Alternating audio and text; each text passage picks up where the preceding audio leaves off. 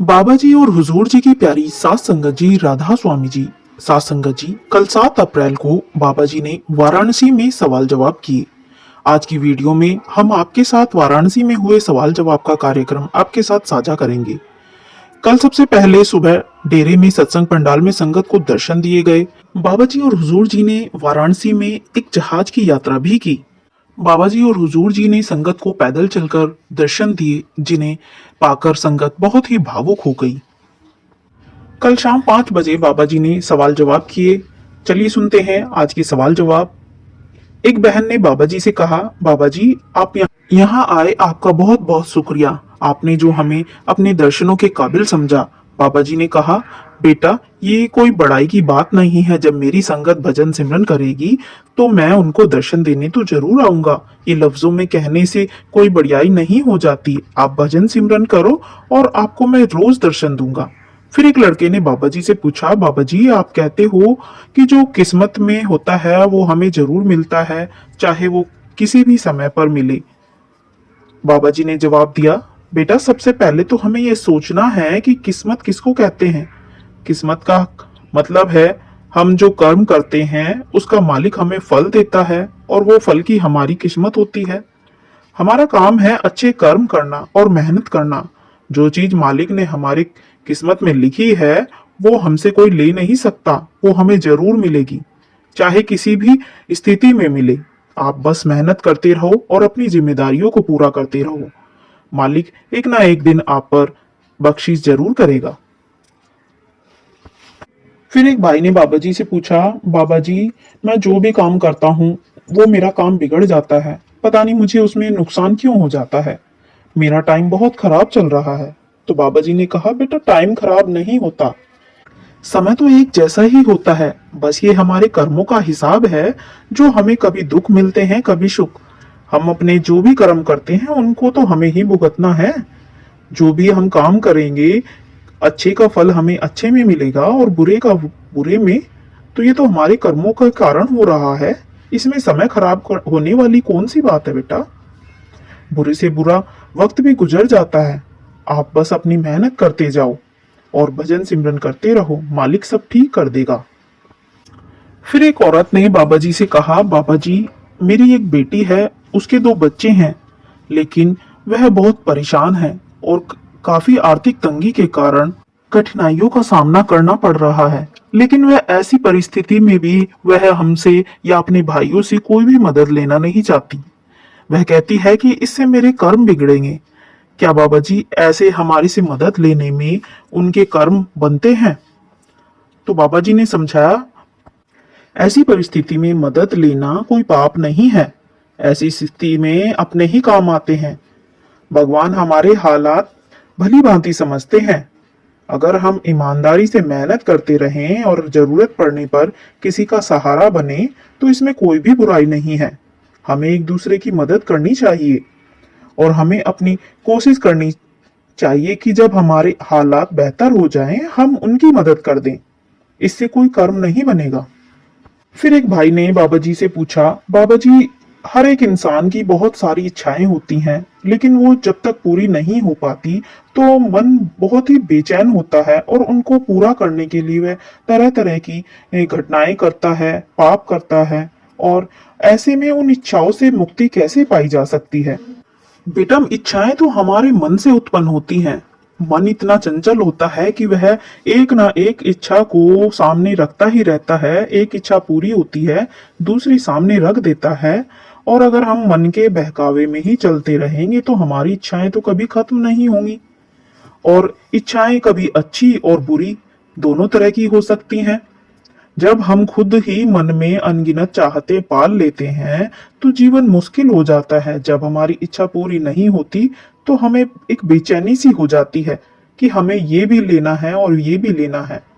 लेकिन जो हमारी किस्मत में लिखा है वही तो हमें मिलेगा।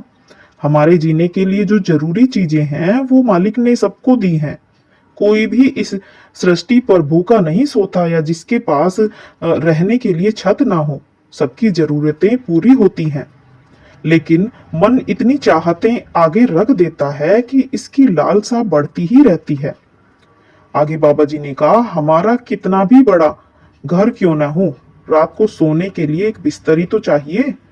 लेकिन हम फिर भी अपने कारोबार और बिजनेस को बढ़ाते ही रहते हैं। हम चाहते हैं हम और पैसा कमाए, लेकिन जितनी ज्यादा तरक्की होगी, मन उतना ही अशांत होगा और हम मन के पीछे ही भागते रहेंगे। इन दुनियावी इच्छाओं के चक्कर में हम अपने असल काम को भूल जाते हैं कि हम इस सृष्टि में किस वजह से आए। हम अपने इस भजन सिमरन के काम को भूल जाते हैं, उस मालिक की चाहत को भूल जाते हैं जिससे हमें मिलना है, और हम सिर्फ इस दुनियावी चीजों में लगे ही रहते हैं।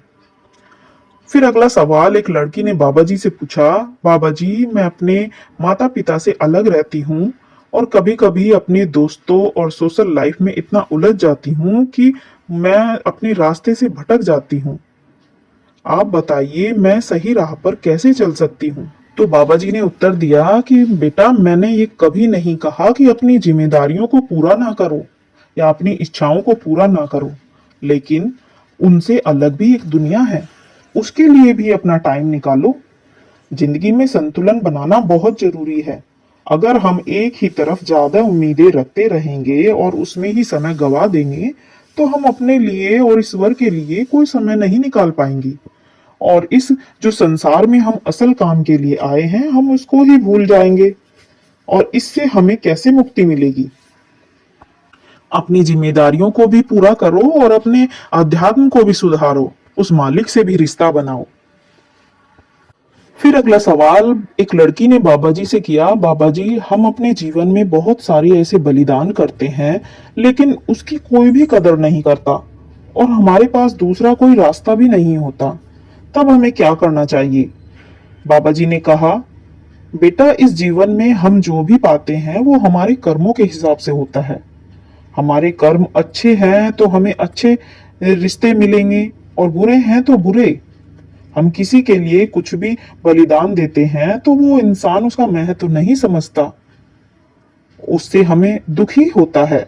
लेकिन हमें याद रखना है कि मालिक की रजा में ही रहना है। मालिक जिस चीज से खुश होता है हमें वही काम करना चाहिए। हमें मालिक के बहाने में रहकर हर काम को पूरा करना है, आगे उस मालिक पर छोड़ देना है। मालिक सबकी बख्शीश करते हैं। अगला सवाल एक लड़के ने बाबा जी से किया, बाबा जी मैं नौकरी करता हूँ और कई बार मेरा मन आता है कि मैं नौकरी छोड़ दूं या बदल लूं, लेकिन मैं ये निर्णय नहीं ले पाता कि मैं जिस नौकरी में ज्यादा पैसा है उसे चुनूं या जिस नौकरी से मुझे मन की शांति मिलती है ऐसी नौकरी को चुनूं। तो बाबा जी ने कहा, बेटा जब कोई कंपनी ज्यादा वेतन देती है तो बदले में काम भी ज्यादा ही लेती है। ऐसे में अपने लिए और परिवार के लिए वक्त निकालना मुश्किल हो जाता है। और दूसरी तरफ अगर आप मन की शांति के लिए नौकरी करते हैं जहां तनख्वाह कम है, लेकिन हम अपने परिवार के साथ भी वक्त बिताते हैं और उनकी जरूरतों को भी पूरा कर पाते हैं, तो ऐसी नौकरी करना ज्यादा बेहतर होता है। कम से कम हमारे मन में शांति तो रहती है, लेकिन ज्यादा पैसे के चक्कर में हम अपने सुकून को भी खो बैठते हैं और अपने घर वालों को भी। आप जो भी निर्णय लें बड़ी ही समझदारी और सोच समझ कर लें। अगला सवाल एक लड़के ने बाबा जी से कहा, बाबा जी आपने कहा कि जब तक आत्मा परमात्मा में लीन नहीं होती तब तक उसका आना जाना लगा ही रहता है। आत्मा का परमात्मा से मिलना जरूरी क्यों होता है? क्या इसके बिना मोक्ष नहीं मिल सकता? तो बाबा जी ने कहा, बेटा जैसे समुंदर से अलग हुई एक बूंद का कोई अस्तित्व नहीं होता, उसी तरीके से आत्मा भी जब तक अपने मूल निवास यानी मूल में नहीं मिलती उसका कोई भी वजूद नहीं होता। हमारा सच्चा अस्तित्व तो तभी होगा जब हम उस मालिक से मिलेंगे या उस परमपिता समुद्र रूपी मालिक से हम जाकर मिले। वही हमारा सच्चा रास्ता है। ये दुनियावी चीजें तो सिर्फ देख दिखावे के लिए हैं, ये हमारी असल जिंदगी नहीं है। ये तो सब यहीं रह जाएंगे, लेकिन हमारे साथ सिर्फ केवल भजन सिमरन में किया हुआ कार्य ही हमारे साथ जाएगा।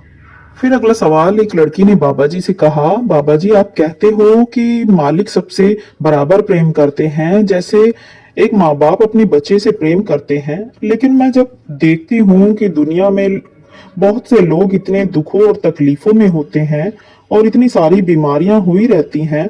कोई गरीब है, कोई अमीर है, लेकिन मैं ये नहीं समझ पाती उनके साथ ऐसा क्यों होता है। क्या मालिक उनसे प्रेम नहीं करते? तो बाबा जी ने समझाया, बेटा मालिक तो सबसे प्रेम करते हैं और सबको एक समान ही बनाया है, लेकिन सब चीज हमारे कर्मों के हिसाब से मिलती है। तभी तो दुनिया में कोई दुखी है और कोई सुखी, किसी के पास धन दौलत ज्यादा है और कोई गरीब है। ये सब कर्मों का हिसाब है। हिसाब तो हमें ही देना पड़ेगा। जैसी करनी करोगे वैसे ही तो भरोगे, उसका बोझ तो हमें ही उठाना पड़ेगा। तो साथ संगत जी, ये थे कुछ सवाल जवाब जो हमने आपके साथ साझा किए। वीडियो पसंद आया हो तो चैनल को जरूर सब्सक्राइब कर लें और एक प्यारा सा कमेंट भी जरूर करें। आप सभी को प्यार भरी राधा स्वामी जी।